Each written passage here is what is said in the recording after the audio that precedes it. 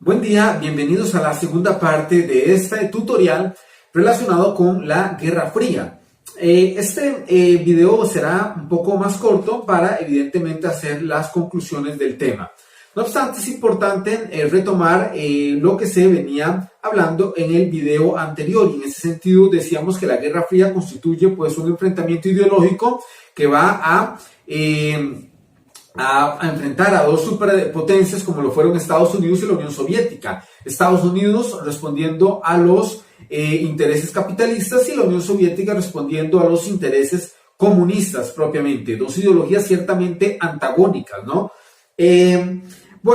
Hablábamos también en el video anterior pues que cada potencia o cada nación pues puso en práctica una serie de políticas para traer a más y más países aliados a su área de influencia, y en ese sentido Estados Unidos aplicó algunas medidas como lo fueron la doctrina Truman, ¿verdad?, donde Estados Unidos busca defender la paz y la libertad contra los países socialistas, aplicada en el 47, luego el Plan Marshall, aplicado también en el año 47, que era ni más ni menos que una ayuda económica a los países de Europa que habían quedado devastados por la guerra, claramente, ¿no? En la creación de la OTAN, la Organización del Tratado del Atlántico Norte, organización que todavía hoy sigue vigente y que era pues una alianza militar de Estados Unidos con los países de Europa Occidental. Pero en ese sentido decíamos que la Unión Soviética no se quedó atrás y aplicó lo que se conoce primero como el Cominform, ¿verdad? El comunismo debe defender la libertad y la paz contra el imperialismo norteamericano. Eso representaba el Cominform en 1947. Luego el Comecon, que era una ayuda económica a los países socialistas propiamente. El famoso Pacto de Varsovia, ¿verdad? Que era una alianza militar, ¿no?, entre los países socialistas, ¿verdad? El famoso Plan Molotov también. Entonces, ambas naciones pues aplicaron una serie de estrategias políticas, militares, pues evidentemente para atraer a más y más países a su área de influencia. Hablábamos también que la Guerra Fría estuvo enmarcada, si bien es cierto, no por un enfrentamiento directo entre Estados Unidos y la Unión Soviética, pues sí, un enfrentamiento indirecto entre estas dos naciones, toda vez que brindaron ayuda y colaboración a los conflictos que se gestaron en otras latitudes como lo fueron Corea, Vietnam, ¿no?, Afganistán, etcétera, ¿verdad? Entonces ciertamente pues ahí existía pues intervención de estas dos supernaciones y pues generaba mucha tensión en el planeta entero, ¿verdad?, de que pudiera estallar una guerra mundial en cualquier momento. Ahora bien, en cuanto entonces a la periodización, tenemos que hablar que la Guerra Fría va de 1945 hasta 1991, ya vamos a hablar, año en que finaliza el bloque socialista, se da la disolución del bloque socialista a partir de las políticas aplicadas por Mikhail Gorbachev una vez que asume el poder en Rusia. Es importante destacar, eso sí, que se dieron muchos acontecimientos. Si bien es cierto, en el video anterior se profundizó principalmente en la guerra de Vietnam, en la guerra de Corea, en la crisis de los misiles de Cuba, en la primavera de Praga, en Checoslovaquia o en la revolución sandinista, pues lo cierto del caso es que hubieron muchos otros acontecimientos que estuvieron enmarcados dentro del clima de la Guerra Fría, ¿verdad? En ese sentido, se puede hablar propiamente de, también, ¿verdad? Se puede hablar de lo que fue la invasión de la Unión Soviética a Hungría en 1956 propiamente. Se podría hablar también acerca del golpe de Estado en Chile a Salvador Allende en 1973. Se podría hablar de la invasión de la Unión Soviética a Afganistán en 1979 propiamente. Se podría hablar acerca del triunfo de la Revolución Sandinista en el 79 también en Nicaragua, y pues sí lo tomé, básicamente hice un breve repaso de eso en la tutoría anterior. Se puede también marcar dentro de la Guerra Fría claramente porque una vez que sale la dinastía de los Somoza, pues establece un gobierno de corte socialista en la República Hermana Nicaragua. Se podría hablar claramente también del famoso boicot de 1980, el boicot a los Juegos Olímpicos de Moscú, ¿no? En donde los Estados Unidos sencillamente pues no envió a ninguna representación deportiva a estos Juegos Olímpicos, y pues eso pues constituye un boicot claramente a estos Juegos, ¿no?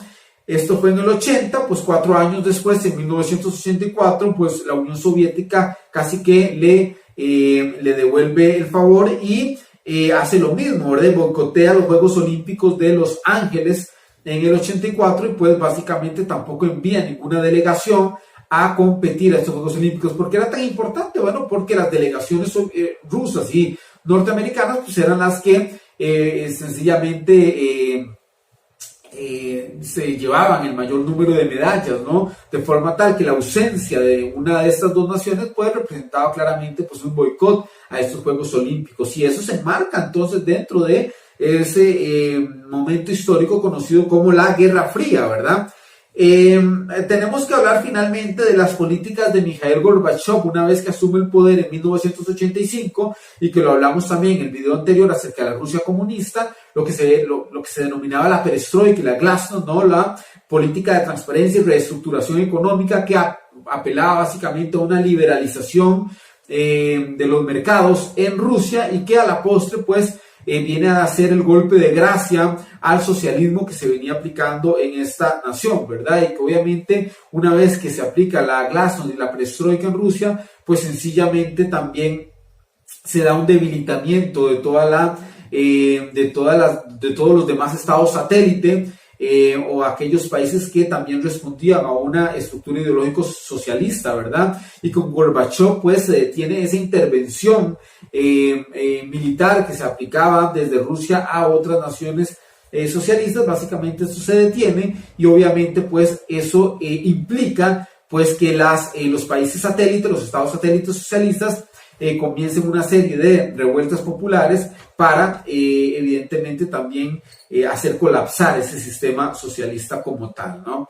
Finalmente en 1991 se da lo que es la disolución de la Unión Soviética propiamente.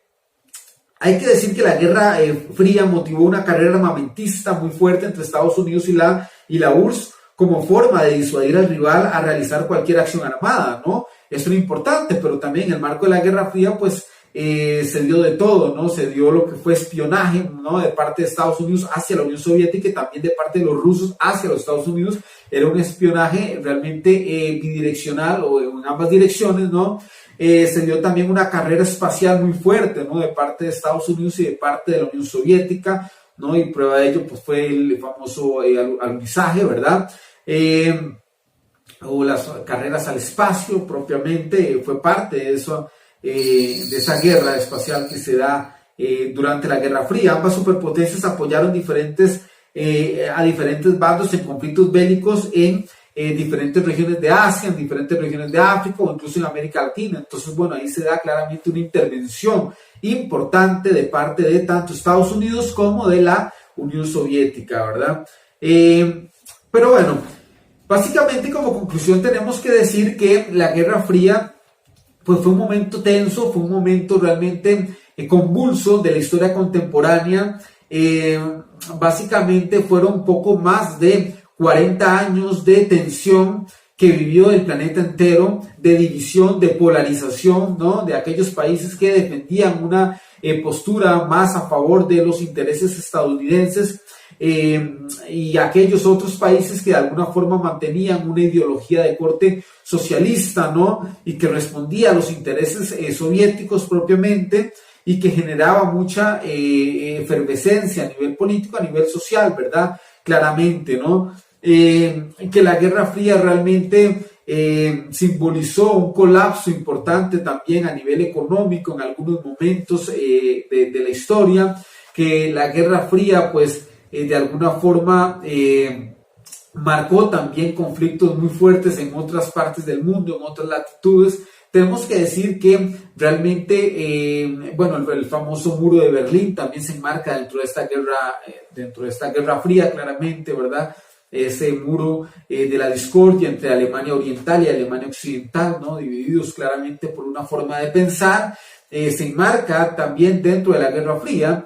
pero que al final el socialismo no logra sobrevivir más allá de los años 80, ¿no? En donde comienza a colapsarse a sí mismo desde su estructura interna, comienza a colapsarse el socialismo.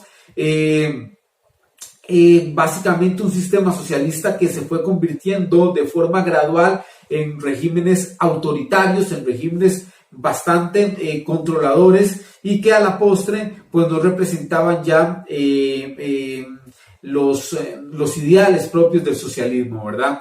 Que en algún momento sí lo hicieron. Entonces, bueno, finalmente a partir de las políticas de Gorbachev, pues se va a dar lo que es la disolución total del bloque socialista, la desaparición como tal del bloque socialista, y ya en 1991 se da la disolución de la Unión de las Repúblicas Socialistas Soviéticas para dar paso a lo que fue el nacimiento de la Federación Rusa. Aunque claramente es importante entender que aunque termina en sí la Guerra Fría, una vez que se da la disolución de la Unión Soviética, pues finaliza la Guerra Fría, es importante eso sí entender que la rivalidad entre Estados Unidos y la Unión Soviética, y Rusia, Estados Unidos y Rusia, va a continuar hasta nuestros días, ¿no? La rivalidad va a continuar, no es una rivalidad de corte económico, de corte geopolítico, ¿no? De corte social también, que se mantiene hasta nuestros días. Entonces, para muchos politólogos realmente la Guerra Fría continúa en la medida que Estados Unidos y Rusia pues siguen manteniendo fuertes disputas, aunque ciertamente existen vínculos diplomáticos entre ambas naciones. Lo cierto del caso es que por debajo de la mesa también se dan fuertes rivalidades, ¿no? Entre Estados Unidos y Rusia, de forma tal que para muchos politólogos e historiadores pues ciertamente la Guerra Fría se mantiene vigente hasta nuestros días, pues obviamente que con otras tonalidades, ¿no? Con otras formas de disfrazarse. Pero eso es así. Bien, estos eran las conclusiones, los puntos más importantes de este tema de la Guerra Fría. Repito, esta temática responde a la lectura de la antología, de forma tal que ustedes tienen que seguir el hilo conductor el hilo conductor del tema a través de la lectura de las páginas de la antología, ¿no? Y estos videos asincrónicos, estas clases asincrónicas, pues ciertamente constituyen un complemento importante para ir entendiendo mejor cada una de las temáticas, ¿no? Ahora bien, cualquier consulta, cualquier inquietud, pues igual, como siempre, está disponible el correo electrónico que se los dejo aquí. También está lo que es la mensajería WhatsApp para cualquier consulta acerca de asignaturas, tareas o lo que sea. Entonces, o de la temática propiamente, con mucho gusto la podemos abordar. Y si necesitan algo, pues igual me pueden escribir y con mucho gusto lo abordamos desde los diferentes medios o canales de comunicación que se encuentran activos. Esto es lo más importante de la temática. Gracias por observar. Los motivo a seguir adelante con esa misma hidalguía, con esa misma perseverancia que han mantenido hasta entonces. Un abrazo, un saludo cordial a todos y se les quiere mucho.